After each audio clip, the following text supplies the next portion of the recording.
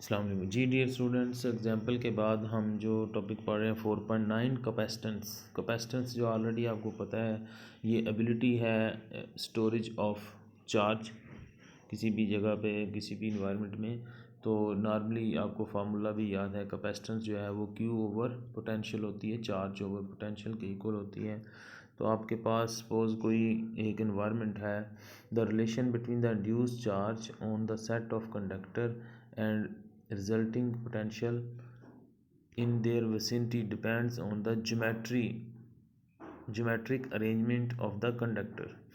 If we double the surface charge density at every point on the conductors by doubling the applied potential difference between the conductors, the configuration, that is spatial variation of the electric field, remains unchanged, but the magnitude of the field will be doubled, and hence the work required to take a unit positive charge test charge from one conductor to another conductor, or potential difference between them, is also doubled. तो ये कहता है कि आपके पास अगर आप charge density double कर देते हैं तो क्यू जो है वो डबल हो जाएगा, तो पोटेंशियल डिफरेंस जो है ये भी डबल हो जाएगा। तो सी जो है वो कांस्टेंट रहेगा आपका, ये सी जो है वो, क्योंकि ये डिपेंड करता है ज्योमेट्री के ऊपर, ठीक है। The charge distribution on the उसमें के ऊपर जो चार्ज डिस्ट्रीब्यूशन है वो अगर डबल हो जाएगी, ठीक है। फर्दर ये हमारे पास जो इक्वेशन है, C is equal to Q over V, potential जो है where V is the potential of the isolated conductor, ठीक है। The unit of the capacitance are coulombs per unit volt, coulombs per volt, ठीक है, या इसको farad भी हम कह सकते हैं। In particulars for sphere of conductor of radius A, अगर ए रेडियस का कोई स्फीयर है उसके ऊपर चार्ज है, ठीक है, ए की चार्ज हम कहते हैं कि सपोज उसके ऊपर है, तो इन्फिनिट के रेफरेंस के ऊपर हम अगर सी को देखना चाहें, what is the C example हमने पहले जो एग्जाम्पल की है उससे आप देख सकते हैं कि पोटेंशियल जो है आपके पास Q ओवर 4πε0 A आता है, Q ओवर 4πε0। सपोज ये आप अगर आप इससे भी देख सकते हैं Q ओवर 4πε0 R, आपके पास एक पोटेंशियल मौजूद है, ठीक है। आप इससे C अगर आपने निकालना है तो सिंपल क्या होगा, इसको आप इससे डिवाइड कर देंगे, इस फार्मूले में पुट करेंगे Q ओवर 5 में तो Q जो है वो कैंसिल हो जाएगा, ठीक है। Q ओवर 4πε0 A, तो जब आप पुट करेंगे नीचे वाली टर्म्स ऊपर आ जाएगी, C is equal to 4πε0 A। तो यहाँ से आप देख सकते हैं जो C है वो सिर्फ डिपेंड कर रहा है ε0 के ऊपर, और A is actually radius of the sphere, ठीक है। For example the sphere of radius A is 10 centimetre would have capacitance of, अगर आप 10 सेंटीमीटर का एक स्फीयर है तो आप उसका कैपेसिटेंस देखना चाहते हैं, आपके पास C इज इक्वल टू 4πε0 की वैल्यू है, एंड 10 सेंटीमीटर को मीटर में कन्वर्ट कर दीजिए, 11.1 पिको फैरेड उसकी कैपेसिटेंस आ गई आपके पास, ठीक है। इन example 4.20 it was found that the surface charge density of rho s is equal to 2.66 10⁻⁻5 coulomb per metre square. अगर सरफेस चार्ज डेंसिटी हमारे पास ये है on the metallic conductor would cause electrical breakdown of the surrounding air such a charge density uniformly distributed over the surface of the sphere of radius 10 centimeter correspond to the total charge of Q is equal to rho s 4 pi a square। तो यहाँ से Q जो है वो आपके पास 3.34 10⁻⁻6 निकल सकता है। अगर आपके पास रेडियस गिवन है, चार्ज डेंसिटी गिवन है ये वाली, तो आप यहाँ से Q निकाल सकते हैं।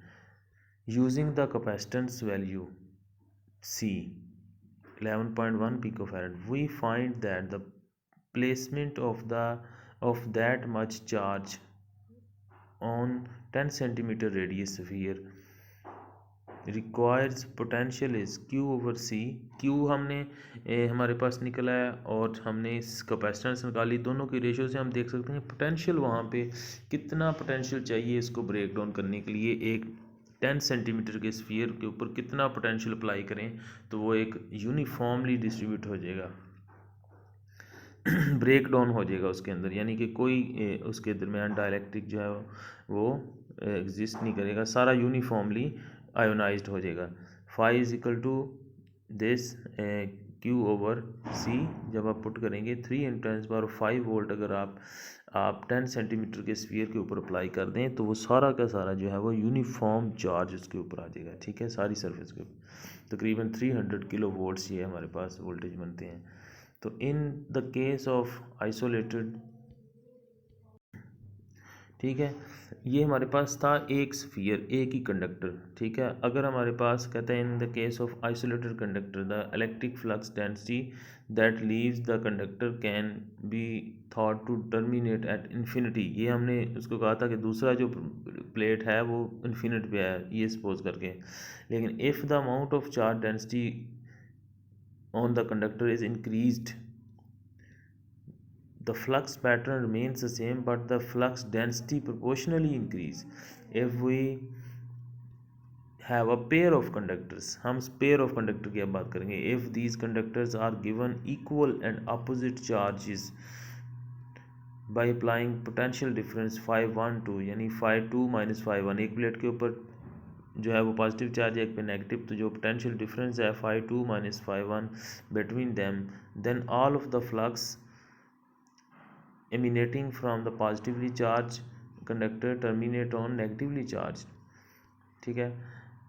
तो if the potential difference is increased the magnitude of the charge on the both conductors as well as the flux density also increase without a change in the distribution of the flux, यानी pattern में कोई change नहीं आएगी। once again we see that the amount of charge can be potential difference are proportional to another, and we define that the ratio of the capacitance of two conductors configuration C is the Q over phi2 minus phi1।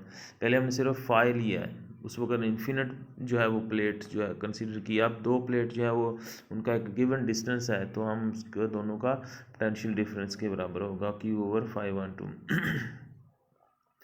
Q is actually the amount of charge on the one of the conductors, positive one। Note that the case of single isolated conductor can be considered as special case with the second conductor being infinity, so the phi2 is 0। इस वक्त हमने phi2 को 0 suppose किया। in symmetry of the capacitance is measured in summary the capacitance is actually measure the ability of conductor configuration to hold the charge per unit applied voltage, ठीक है। तो जो capacitance actually ability to hold the charge per unit applied voltage between the conductors, the capacity to store the charge, ये भी आप ये different definition उसको कर रहा है, ठीक है। तो यहाँ पे हम फर्दर मूव करते हैं। हमारे पास suppose the configuration including parallel plates and coaxial transmission line, उनकी हम कैपेसिटेंस जो है वो कैलकुलेट कर सकते हैं। 4.26 हमारे पास एग्जांपल है। पैरेलल प्लेट हमारे पास मौजूद है। Consider two parallel plate conducting plate separated by free space as shown in figure 4.2। Determine the capacitance C। Free space से हमने उनको सेपरेट किया। एक टॉप प्लेट है पॉजिटिव चार्ज, एक नेगेटिव प्लेट है हमारे पास एक्स वाई प्लेन में पड़ी हुई है, जबकि एक्सिस ऑफ प्लेट जो है वो Z है, ठीक है। तो एक प्लेट के ऊपर पॉजिटिव क्यू चार्ज है, दूसरी पे नेगेटिव क्यू चार्ज है, यूनिफॉर्म चार्ज डिस्ट्रीब्यूशन है, ठीक है। Sporting electric field pattern is shown. Note that when the smallest linear dimension of the plate is sufficiently large then the plate separation D we cannot neglect fringing। कहता है अगर plate का जो area है sufficiently large तो हम fringing जो है वो उसको नेगलेक्ट नहीं कर सकते। फ्रिंजिंग का आपको पता है कि चार्ज जो है वो टॉप प्लेट से बॉटम की तरफ इलेक्ट्रिक फील्ड जा रहा है, तो फ्रिंजिंग होता है यहाँ से डाइवर्ट होके जो मूव करता है, ठीक है। फ्रिंजिंग इफेक्ट आप देख सकते हैं, ठीक है। फ्रिंजिंग का आपको आइडिया होगा। जो हवा के थ्रू दोनों प्लेट के दरमियान की बजाय थोड़ा सा कर्व पाथ को फॉलो करते हुए मूव करता है, ठीक है, उसको कहते हैं फ्रिंजिंग। देन हमारे पास जो एग्जांपल है, हमने फाइंड करना है कैपेसिटेंस को, तो D इज़ अ सेपरेशन, और हमारे पास जो चार्ज डेंसिटी है वो कहते हैं, हम उसको कहते हैं Q/A, चार्ज पर unit area, positive on the upper plate और नेगेटिव ही ऑन द लोअर प्लेट होगा, ठीक है। Based on the example section 4.2 example 4.23 जो हमने कैलकुलेट की थी, आपको याद होगा, हमने इलेक्ट्रिक फील्ड जो फाइंड किया था,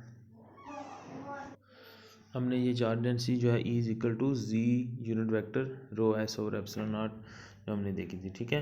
तो potential difference between the plates can be found from, तो पोटेंशियल डिफरेंस आप उसको कैसे फाइंड कर सकते हैं, फाई किसके इक्वल होता है, E.dl, जैसे पोटेंशियल ग्रेडियंट आपको याद है, तो E हमारे पास ये है, तो dz जो है हमारे पास, हम E को ये पुट कर देंगे और हमारे पास dz यानी z के लिहाज से हमारे पास प्लेट चेंज हो रही है और मैक्सिमम 0 से d तक उनका डिस्टेंस है, ठीक है।